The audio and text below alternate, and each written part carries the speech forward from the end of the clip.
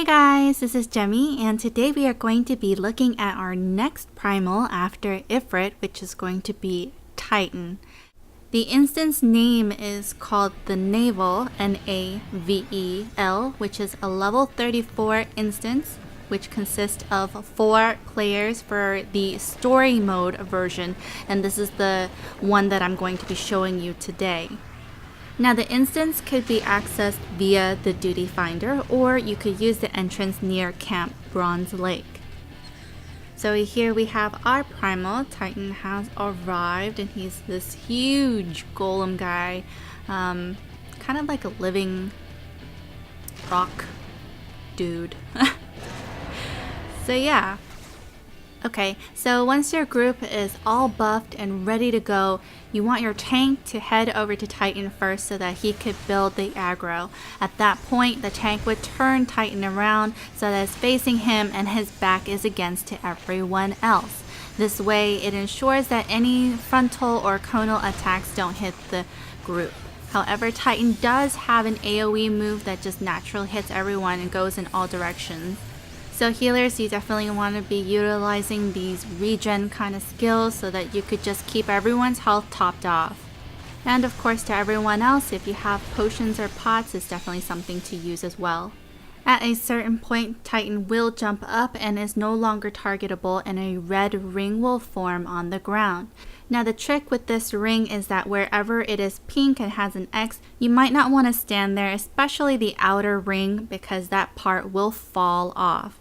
The inner part of the ring, where it's more towards the center, that's where Titan will land. So if your health is really low, or if you're just in general a squishier class, you might get one-shotted.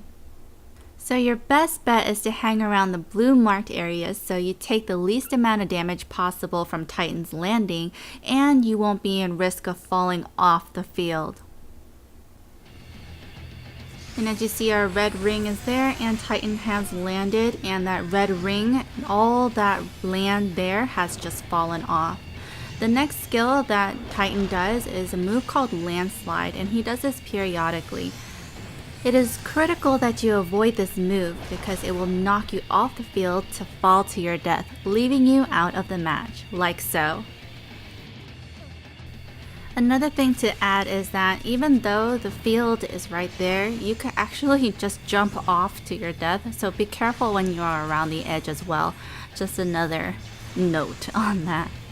So keep a close eye on Titan to avoid all those landslides, and just continue DPSing him down as much as possible. And of course, if you're a healer, healing your party, of course.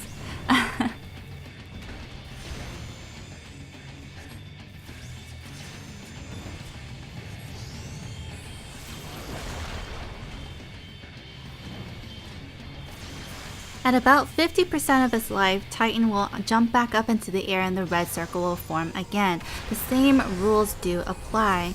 So make sure that you're within the circle but not too close to the center. But the second time, Titan's heart will be exposed.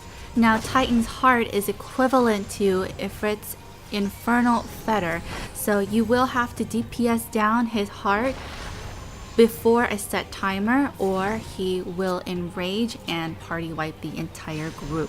However, in addition to this, he will actually encase one of your party members. So the best thing to do is when someone is encased, everyone go and try to get them out of that encasement, and then focus your target onto Titan's heart and try to DPS it down as fast as possible before that timer runs out.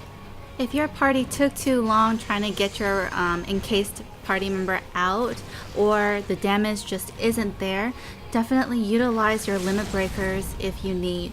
It's better to use that limit breaker and get the heart down rather than saving that for later and possibly the timer running out and you having to start all over again.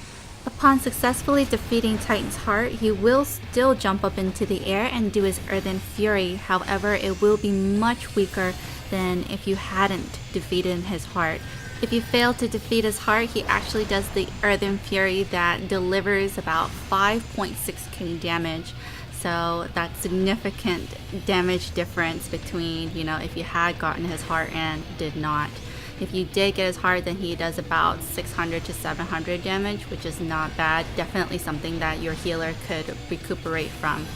After defeating his heart, he also uses a move called Weight of the Land. It's very similar to Ivrit's move called Explosion, where ripples will show up on the ground rather than, heated cracks, and it will explode doing, damage to you. So the ripples look just like that, and there you go. We see the explosion and the Weight of the Land damage, which proc for about 400, 500 for me. At this point of the ladder match, the skills that you have to watch out for is Landslide that we just saw there, Weight of the Land that I just showed you just a second ago, and also he does encase people again, so be aware of your party members, and if they're encased, make sure to break them out so that you don't lose out on that damage. So be vigilant and aware of your surroundings. Keep moving around to avoid those attacks and getting in some good hits of your own. Then before you know it, the battle will be yours and you will have conquered your second primal of the storyline.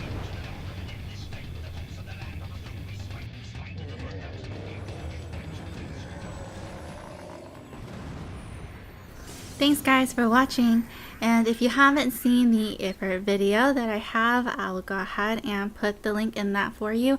To stay updated with new videos that I post, go ahead and click that subscribe button as well, and you can find me on other forms of social media such as Twitter and Facebook.